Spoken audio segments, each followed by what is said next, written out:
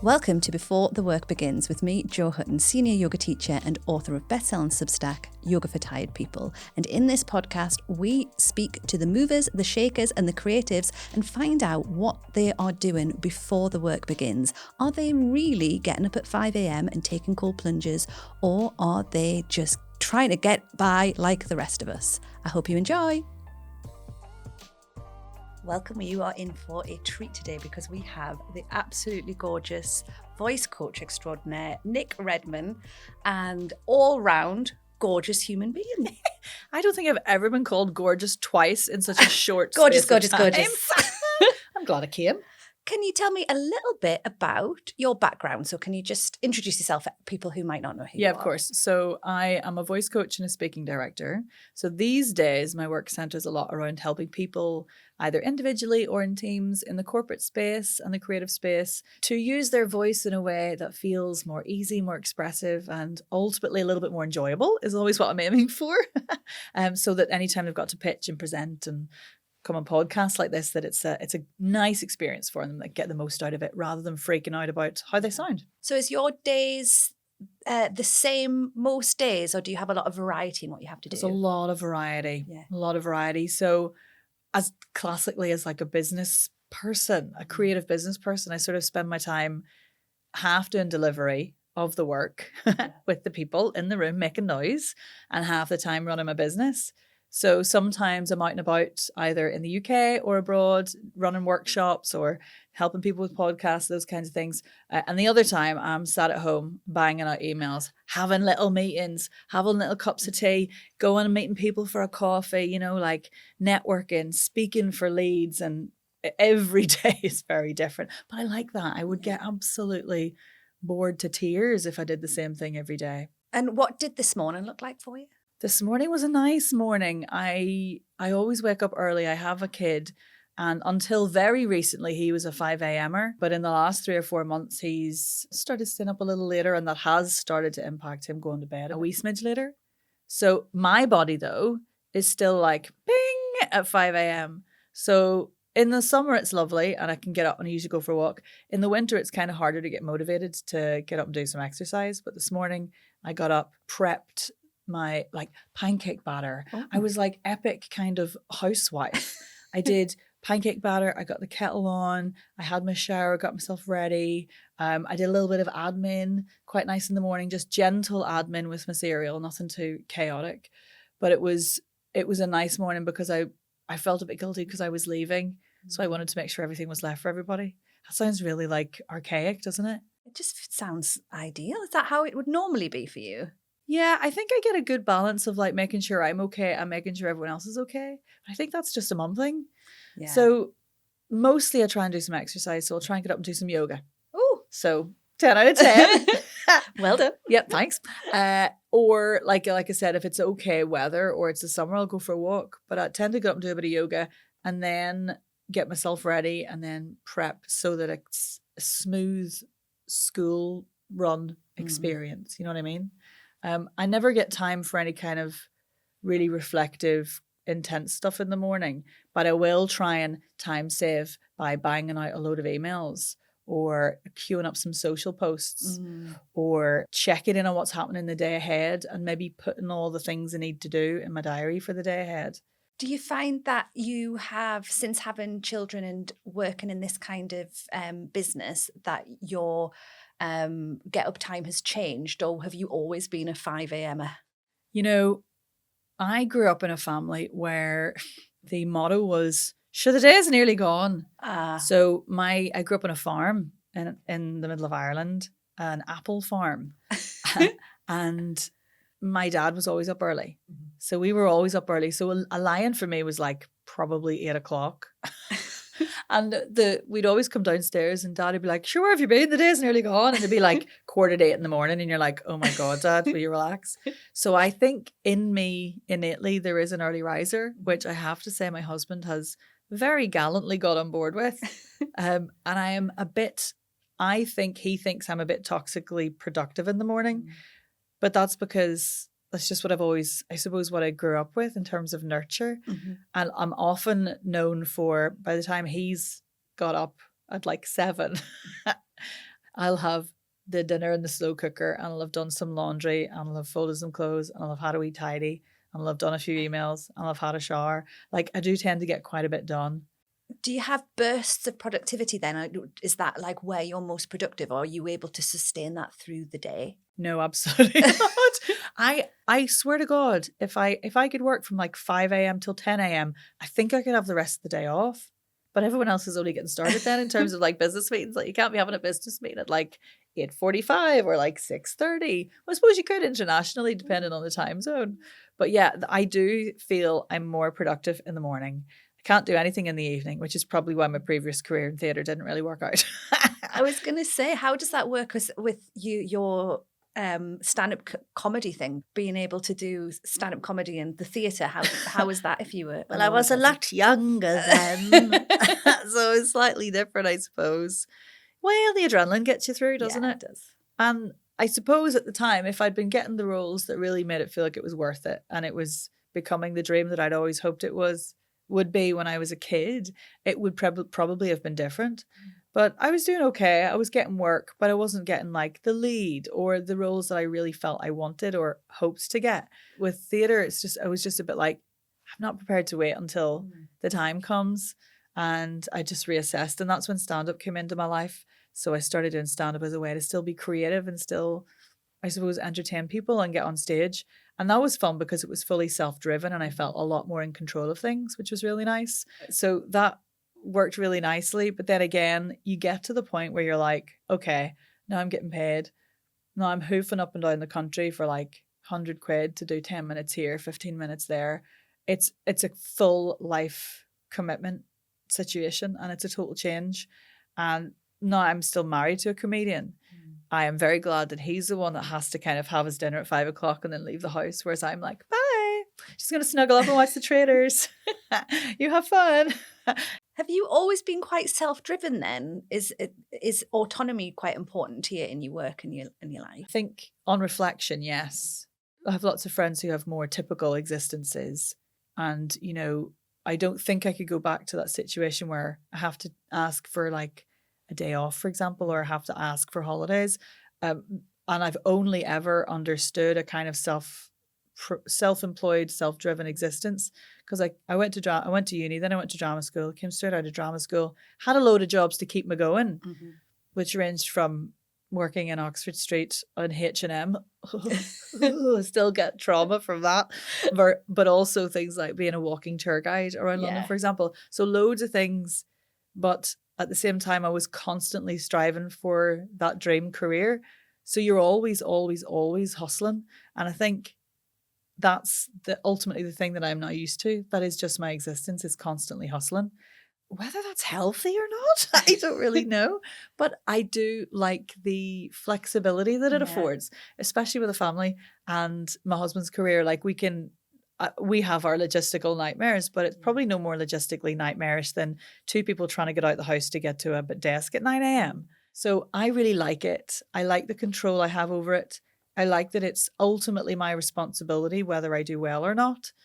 And that comes with its negatives because you do put a lot of pressure on yourself and there's kind of no one but you to get the work in. And do you think that you're okay with taking time off as well? Because I know that one of the challenges when you're self-driven is that it's hard to find. Do you feel like you've got that balance? So I absolutely love having time off. For the first initial bit, I love it. I'm really good at switching off. And my boundary at the moment while my son grows up is I take off all the school holidays. In the short holidays, like half term, brilliant. I can do a week, switch off, no bother. Very good at relaxing. My version of relaxing, which would be doing lots of extra cooking or doing lots of other lovely activities or doing the garden. I'm not very good at like sitting on the sofa doing nothing. But my version of not working is doing other productive things. My husband really laughs because I really like camping. And he's like, you like camping as a holiday because you're still busy. Like everything's a bit harder when you camp, right? Let's have a cup of tea. Right, that's a 10-minute exercise. Got to get the kettle, go to the tap, fill it up, go in, turn the gas on. I think he thinks I'm ridiculous because I like holidays that keep me busy in that way. Do you think that's from the farm? Do you think that's because it's like bred into you that I didn't really do anything on the farm. I didn't really do anything. No, I just went to school. Like it wasn't a livestock farms was kind of different. It was apples. So you don't have to get up early to milk the apples. No, I know. We tried that a couple of times, but it didn't really do anything. So I'm good at switching off and having a nice time, but I still like to be busy and active. But I do get the itch to get back to work because mainly these days it's FOMO driven, I think. Yeah. You see other people still working and you're like, God, if only I'd gone to that networking event, like what happened there? Or, oh, that client needs that thing. And now that I'm this age, post 40, I like the balance, I think. So what would your morning look like if you weren't at work? What does a day off morning look like for you?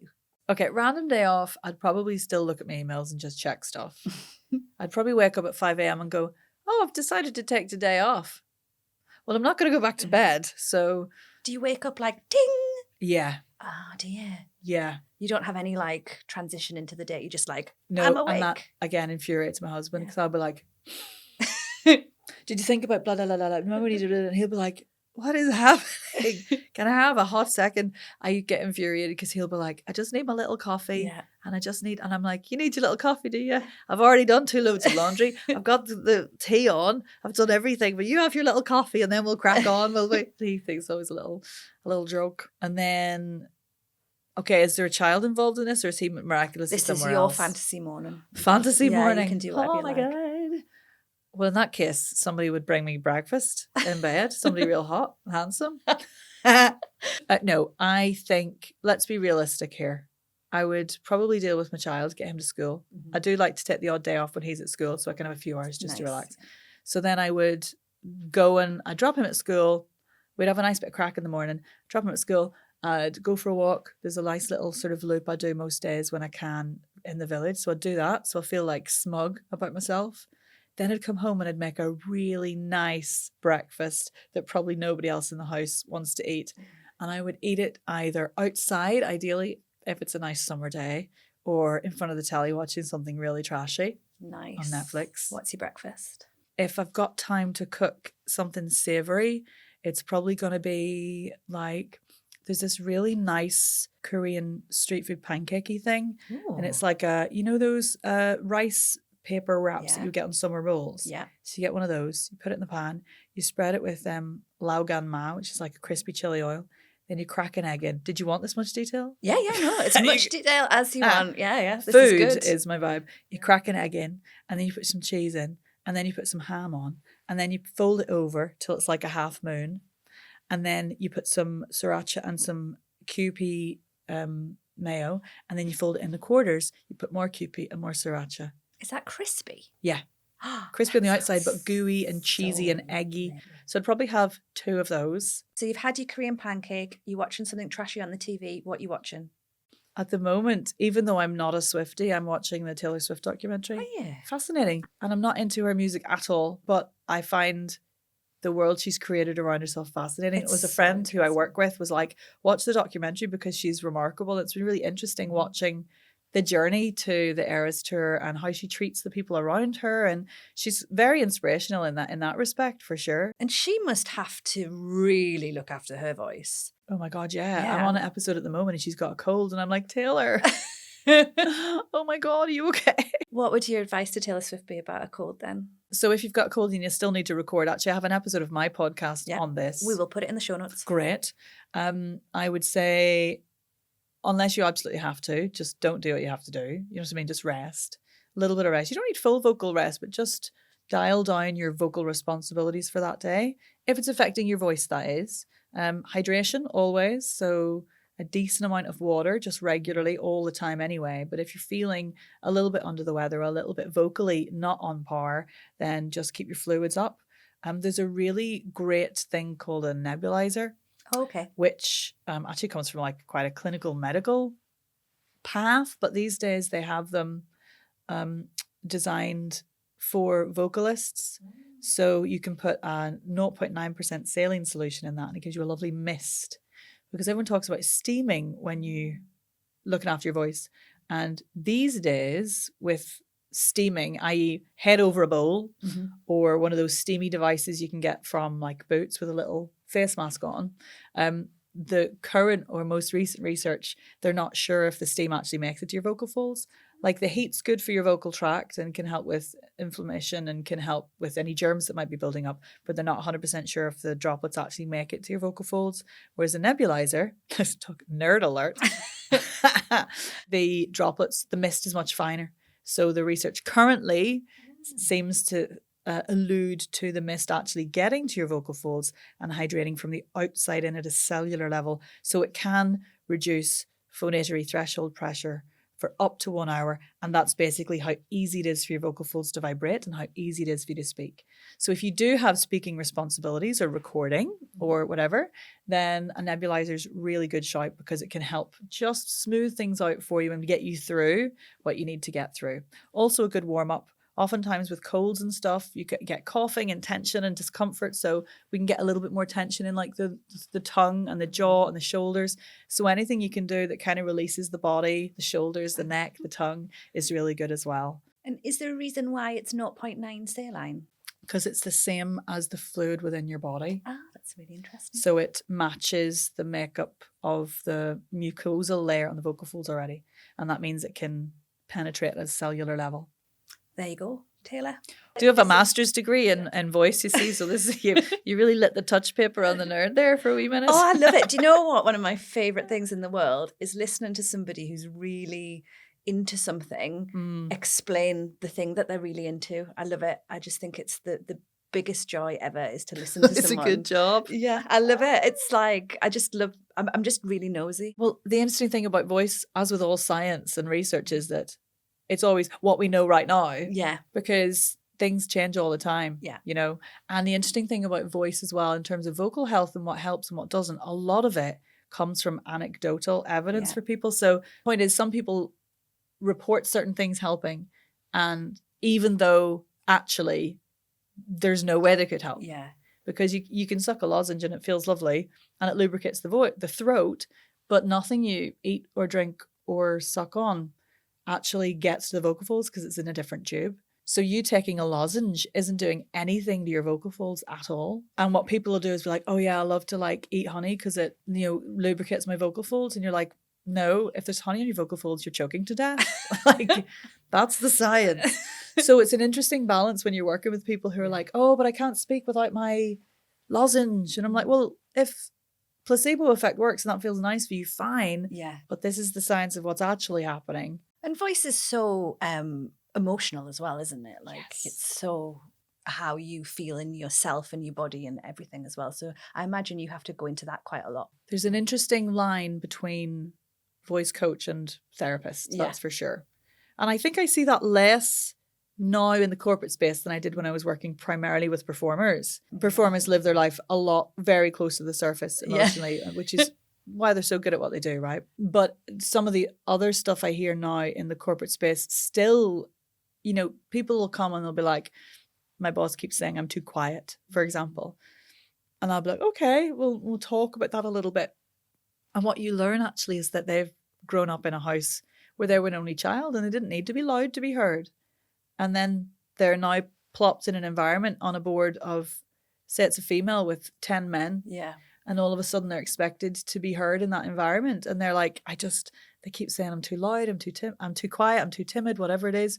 I can hold space for certain experience that has impacted the way someone speaks. But obviously I'm not a therapist. So there's a line there of responsibility where I can say, well, this is interesting. If you feel like you want to delve into it more, you need to seek additional support. It's very, very important to understand the link between the reason your voice is as it is right now and how we can move past some of that history to help you find more range and expand your ability to be louder or to have more control over your voice. And how much do you think voice is innate? So how much is just innate talent and how much is skill and technique? Okay, so to start with, most of us have the privilege of having the instrument, the ability to make sound. Nearly everybody has to move through life in some way with like vocal transactions, whether it's talking to family or friends or ordering a coffee. So everyone has the ability to make sound, which is like level 1. Sorry, not everybody, but if we're talking about people who have a voice, it is there as an instrument that you can use. I think the talent and the skill is absolutely enhanced with practice and exploration and understanding. I think anybody can learn to be the version of a good speaker, whatever that means to them. I think what's interesting is how we measure up the expectation of what a good speaker is and what a talented speaker is versus what's possible for every different human. And I think often we have the expectations that a good speaker is a speaker who's like really confident and really open and really like loud and gregarious. And actually, that might not be the version of good speaker that you should be aiming for. If you are a quiet, controlled, calm person, you don't have to be like, hello, Wembley, every time you step on the stage. So I think there's a balance here between born talent and learned talent versus what we as listeners and audience members expect of good speakers. Yeah, I know exactly what you mean. That's really, really clear. Yeah. Because I think people do get held back by the idea that they have to be a certain way to be good. And I think quite early on in our lives, you put into a pigeonhole, aren't you? Of you can be the narrator, you can be the speaker, and you're more behind the desk kind of person. Door number one opener, in the nativity. Yeah, absolutely. And I think that's what's interesting to me, because as a voice coach, it's voice first what I do ultimately. Everything comes through the lens of voice. And I do often find that even people who've had communications training, public speaking coaching, presentation coaching, often they come with these hang-ups that are voice related that they have no idea how to get over, that they've been made feel less because they are not loud enough. They speak too fast. Their accent is, and I'm quote unquote saying here, thick, right? Which happens a lot. It does. So for me, a lot of the work is undoing the aim people think they need to have and allowing them space to explore the voice that they do have and how that can work for them in their version of being a good speaker. Yeah. Because so often it's like, oh, well, so-and-so told me, or an Instagram thing said, like, to be a good speaker, I need to be lower and I need to speak slow. And I'm like, that is ridiculous, because not everybody, like, I don't speak slow and I'm a good speaker. My accent is fast. I also don't have a low voice. I have a voice with lots of range, which is what you want. You want variety so that you can have the emotional intention and an impact on the person that you're speaking to. So I think everybody's different. Everybody comes with a certain level of voice as an instrument and has the capacity to go to all sorts of exciting places within the realms of their personality and the environment that they have to speak in. That makes total sense. So what would you do on your holiday?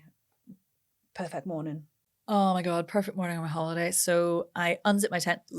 So you're camping. I'm camping. Where are you I'm camping? on the west coast of Scotland or the southwest coast of Ireland. I've got somewhere with good weather. Somewhere with... Hey, listen, we've had some cracking summers in Ireland.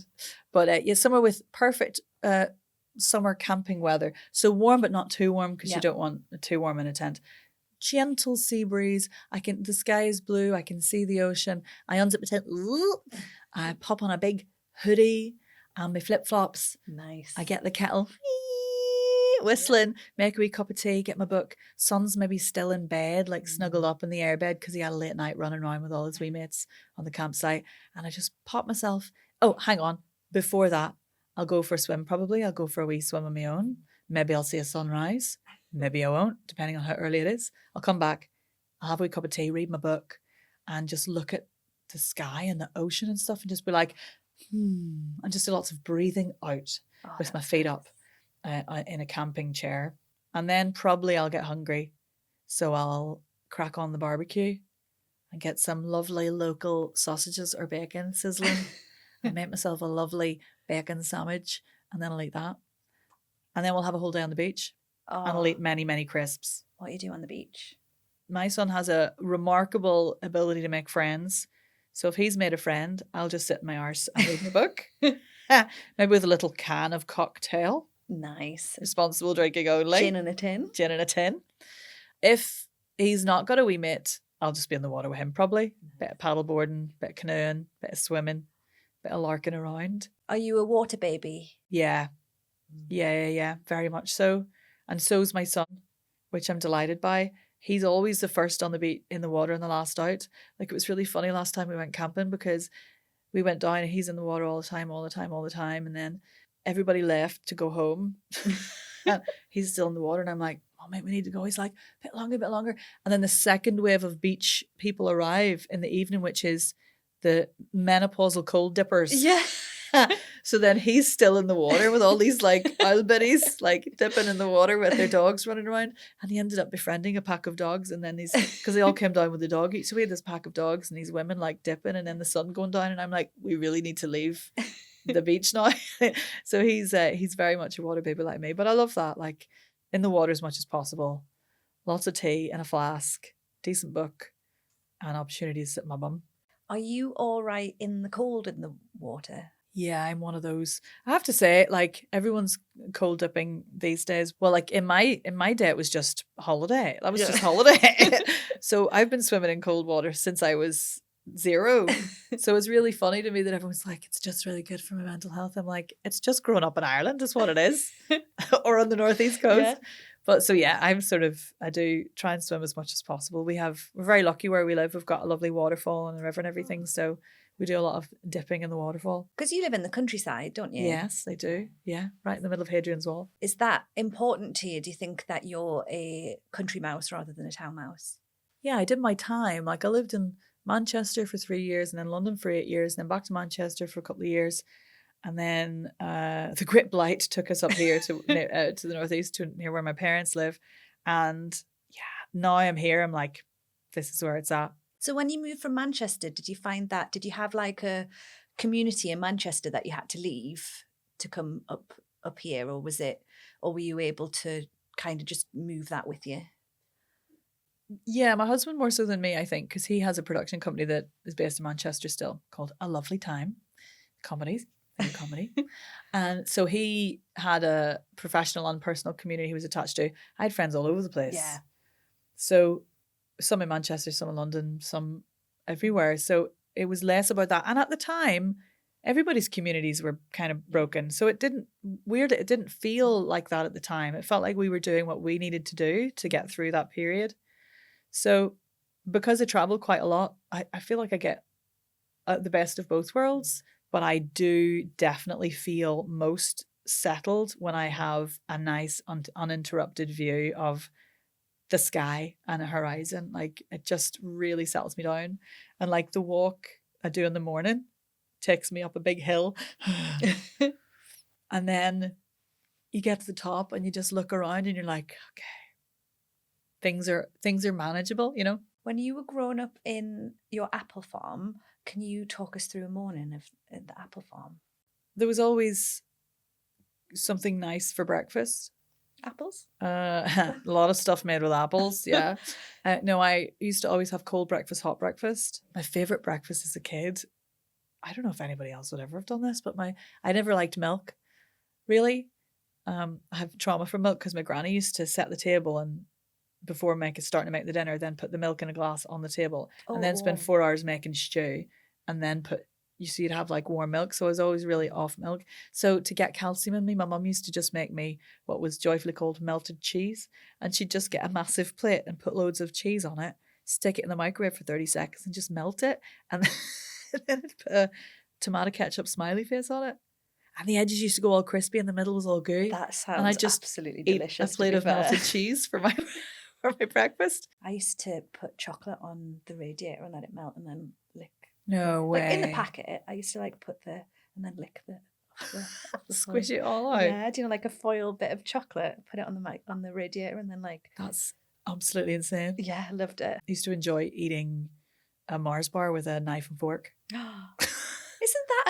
that a party? Oh no, that's when you put the oven gloves on and you have to cut up a Mars bar. Have you done that party game? No. You put oven gloves on and you have to cut up a Mars bar, and then you have to, and you're allowed to eat as much of the Mars bars you can get with the oven gloves on.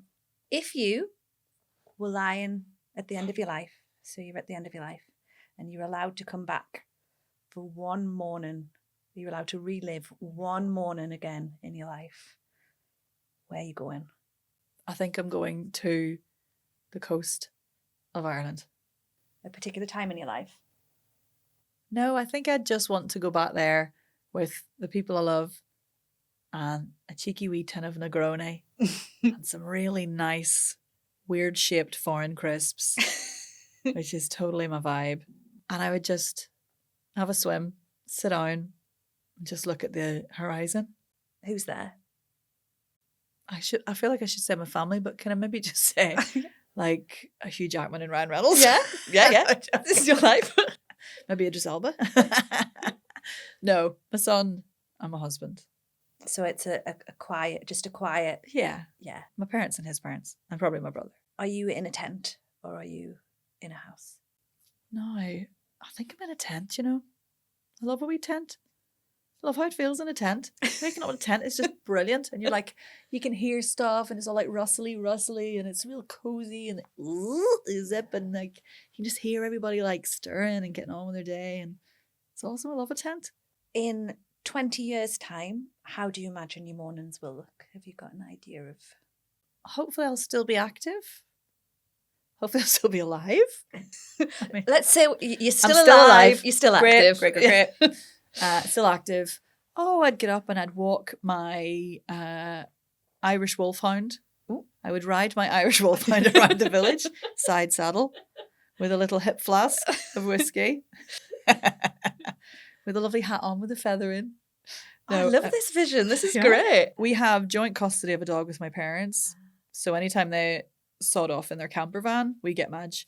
And she's a little tiny, scruffy Patterdale border cross. Yeah, Patterdales are. Yeah, but she's like 13 now. So she's just like, ugh, can I just sit here? Like, you know, she just like follows you around. She's just at your feet all the time. She's dead easy. Just terrible breath, which is unfortunate because you're like, oh God, no, God. Put your face away. I don't think Irish Wolfhounds have particularly nice breath though. So you could... I know, but they're so big and hairy and gorgeous. Okay, so I'm riding around the village on my Irish Wolfhound. And then I'll go to the tea rooms if it's still open. My friend runs that. In the same village as you are now? Yeah, or, if it's 20 years from now, maybe I'm at my house at the coast. Maybe I've managed to get that vision board to a reality. And I've got a lovely house in Tynemouth or Beadnell or somewhere like that. And I would have a wee walk on the beach with a view of the sea. And I'd go into my local coffee shop. Hi guys, it's me, just my usual. And they'll have brought some potato bread specially over from Ireland, and they'll make me a lovely Irish breakfast. And I'll have a cup of tea, and then I'll probably have a swim. Maybe I'll have a swim before then. All of them pretty much are the same morning. Like you have a particular, like you're very like, this is the morning that I don't. Like. I feel like I don't ask for much, but also I have very specific needs. So it's a weird mix of.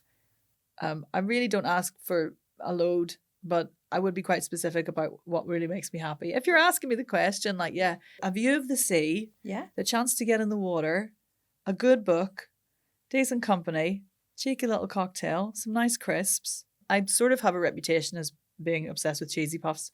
So potentially some kind of a cheesy puff, like the ones from Marks and Spencer's are really nice, or just a Watsit, although they have got smaller.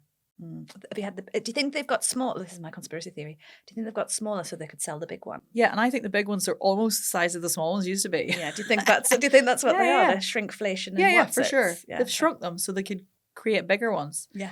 So a cheesy puff, a nice little tin of cocktail, like a rose Negroni, Marks and Spencer's. I should be I should be like some kind of a brand ambassador. Yeah, if you want to send some Negronis to or Nick. make my own, put them in a flask, bring them along. Yeah, like I don't need to be in like some fancy schman. I don't need to be in like the Maldives or anything. I just need to be like it with a nice view of the sea and a decent packet of crisps and a book and something to sip on. This is like normally our end question, but I don't know if this one's going to work for you because it might not be your cup of tea. But hotel breakfast buffet, what's your strategy?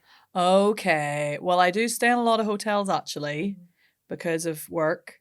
My strategy is base prep of yogurt, fruit, something like that. So something healthy. Then I go hard on stuff where the money is. Yeah. I.e. your meats, your smoked salmon, all that kind of stuff. Often egg based as well. And it's always a 3-course experience. So I always have breakfast dessert as well. Like a wee pan au chocolat or a wee bit of toast with jam or something. So it's always like a 3-course strategy. I am the person who'll be like, can you do me some poached eggs? Because they're fresh. Yeah. Because I don't like a congealed fried egg. So depending on the hotel, sometimes I'll have a wee poachy. Oh, and depending on where I'm staying, sometimes if I'm in like if I'm a member of whatever the hotel group is, they funnel you off to the side and there's like champagne. Is there now? Yeah, which I can't really have when I'm working. Are you an omelette station gal? If there's an omelette station, you're getting an omelette. Yeah, for sure. I was in a hotel recently. I can't remember where it was, and it was a cook your own eggs. Cook your own omelette? Cook your own eggs. Oh, absolutely not. There was like a hot plate on the wee thing, and you could fry your own eggs or boil your own eggs. But yeah, I'll always have the omelette. Mm-hmm. They're just real nice, aren't they? Mm-hmm. I don't know what they do to them, but I think they put an astronomical amount of cheese in them, and they use a lot of oil. I think that's probably what they do. And salt probably, and also. A really hot oil as well. I went away with my girls last year, and we went to a really, really lovely resort, and there was an omelette station there, and I was like, I don't know what you've done to this omelette, but it's insane. It was just the best omelette. Where did you go? Had. We went to Portugal, to the Algarve. Yeah, we stayed in one of those insane. It was just this absolutely massive resort that had apparently like the best spa in Europe. Like, it was amazing, and it had its own beach and everything. Oh. But the best thing was if you called reception, they'd come and pick you up in a wee golf buggy and take you to where you needed to be. That's so fun. So they'd be like, "Can you take us to the champagne bar, please?" That is Can you take us to those totally bougie? And so we can bring it back. What were the mornings like in that resort? Oh, was there mornings? Well, I am still an early riser. Like, my other female friends are better at switching off. So I was always up and sitting on the balcony having a cup of tea, reading or munching on something. Well, this has been such a gorgeous conversation. It's been so nice to sit down and chat. I'm absolutely ravenous. I know. My stomach's like... We're supposed to be talking about mornings. I think we talked about food quite a lot more, but that was absolutely gorgeous. Can you tell people where to find you? Yeah, sure. I'm on nicredmanvoice.com is my website. So if you're interested in what I do in terms of voice coaching, you want to find my podcast, which is the Voice Coach Podcast, or you want to find my book, which is called On the Mic, then definitely head to the website. Thank you very much. Thank you for listening to Before the Work Begins podcast with me, Jo Hutton. Don't forget to like and subscribe so that you always get to hear the brand new episodes of this podcast. You can find me on Instagram at Jo Hutton Yoga, and of course on Substack at Yoga for Tired People.